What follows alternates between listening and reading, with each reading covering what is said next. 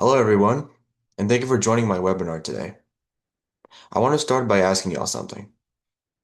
Have you ever taken a required class and wondered, how is this actually going to help my career? We'll take a moment and think about that. At the University of South Carolina, students complete 31 credit hours of Carolina Core requirements, which is almost two full semesters of coursework. How many of you have scheduled a class mainly because it was required, not because it helped your major? My name is Hardik Marlapudi, and I am a computer information systems major at the University of South Carolina. Throughout my time at USC, I had to balance technical courses with required general education classes that were not always aligned with modern IT career preparation. I completed history, Spanish, sociology, psychology, labs for biology, and chemistry. These classes provided educational exposure that I had already completed from my high school, but do not directly supported my preparation for an information technology career. While at the same time, I had to postpone knowledge and skills employers increasingly demand today, like Python programming and Java, AI tools, and data analytics. My purpose today is to persuade university decision makers to revise the Carolina Core policy to allow flexible, major-aligned course options while maintaining academic standards. The person with authority to influence this change is the university provost, who oversees academic, curriculum, and policy decisions. Today, we will talk about why the Carolina Core exists, challenges students face with rigid requirements, and how the flexibility can improve student success.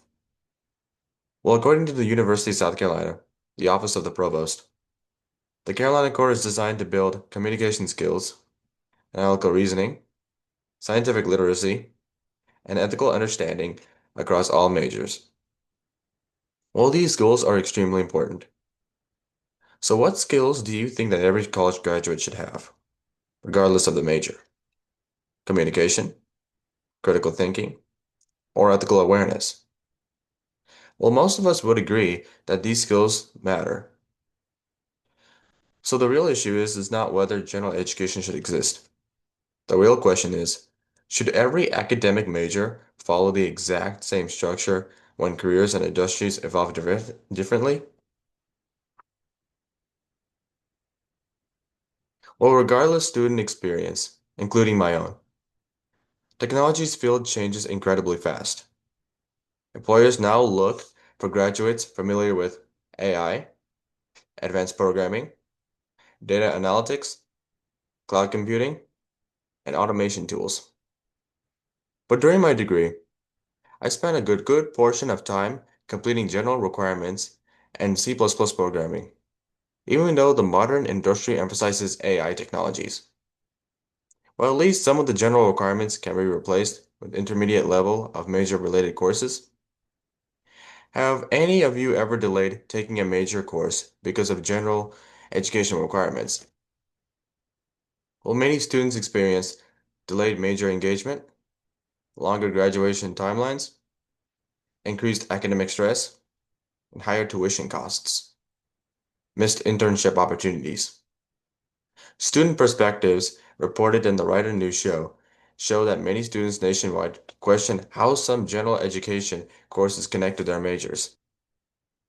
Well, education discussions, summarized by Best Aggregated Colleges, also note that some institutions allow students to focus on earlier career-related learning along with general education. The University of North Carolina at Chapel Hill's Ideas and Action curriculum demonstrates that general education can remain rigorous while allowing flexible academic pathways. So flexibility is not a radical idea. It's already happening. My purpose does not eliminate the entire Carolina Core. Instead, it modernizes how and when students can complete it.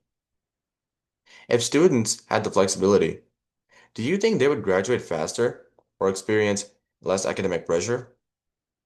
Well, here are three simple solutions.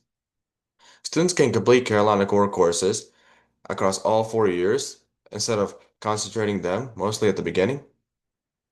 Well, departments could approve courses that still meet core learning outcomes but better support career readiness, like, for example, data ethics, fulfilling ethics requirements, technical communication, meeting communication goals, AI literacies that satisfies analytical reasoning outcomes, nothing about educational quality changes, the Kansas Board of Regents, which oversees public universities in Kansas, or that already allows structured general education exceptions while maintaining strong academic standards. The flexibility improves efficiency without lowering rigor. So my hunter requests to the university provost, Mrs. Marianne. If the flexibility improves graduation rates, reduces financial burden, and maintains updating their policies, a university leadership values academic rigor, accreditation standards, student success outcomes. This proposal supports all of the three.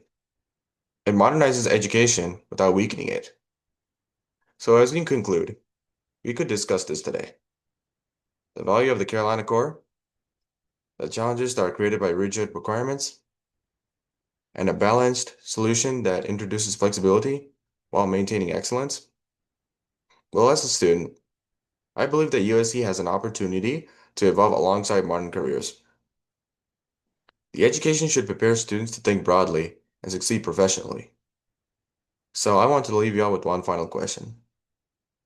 What would student success look like if the flexibility and academic excellence work together? And thank you for joining my webinar today. All right. Any questions? Yeah, I have a question. So as a university, like they're trying to get the full 4 years payment out of each student, ideally.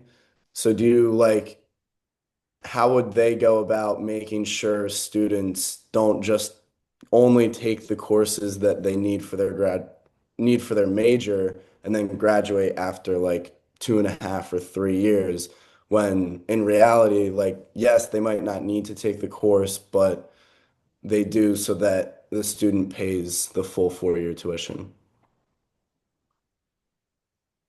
I think you should include more intermediate classes Okay. and just of the specific major you chose. Okay. All right.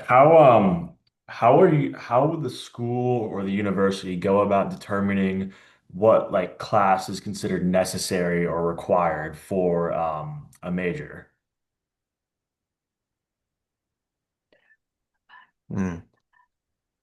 I think the faculty like has to check like what major that the student has enrolled in so that they can choose what necessary classes that they have to enroll for, not like unnecessary classes that would keep them stressed or like make them like pay extra money and Gotcha. then later on like change their so that later on they won't change their mind saying that, oh, I why do I have to Gotcha. take this class? It's just too much. I cannot handle it. Feel like another reason for the Carolina Core is for students that plan on studying abroad. Because a lot of majors, like I've looked into study abroad with biology, and a lot of the credits just don't transfer over. So Carolina Core is usually used as like a cushion so students can have that opportunity. What would you suggest to change in the study abroad Carolina Core program to make it more useful to the student? So I understand your questions, but it's not basically worth it. Like, I suggest like you just take the necessary classes that are required for your major. But Carolina Core, I agree that you have to like take those classes because it's required by the university, but just don't take extra classes that aren't related to your major. I have another question. So another like benefit of the Carolina Core is kind of taking classes that you wouldn't expect. Like coming out of high school, like you might have like you're really interested in business or you're really interested in biology or chemistry or whatever. Um, and then you kind of get to college, you take a couple courses and you realize you don't want to take that. The Carolina Core transfers over those credits to another major. So if you take away that, then you're basically starting college like from the beginning again after, say, 2 semesters or something. How would you kind of go about people that want to switch their majors? So that's just basically a waste of money and time because I mean that never happened to me actually, but because I just didn't take that much like a lot of classes. I only just took the classes that are like required for my major. But what you said, well, I mean, based on what you asked me, yeah, I totally agree with that. But it would be a waste of money if you were like and time, like to I don't choose a have any more major and questions. then take like extra classes. Okay. Thank you. Mhm. Okay. Any other questions? All right. Thank you for joining my webinar.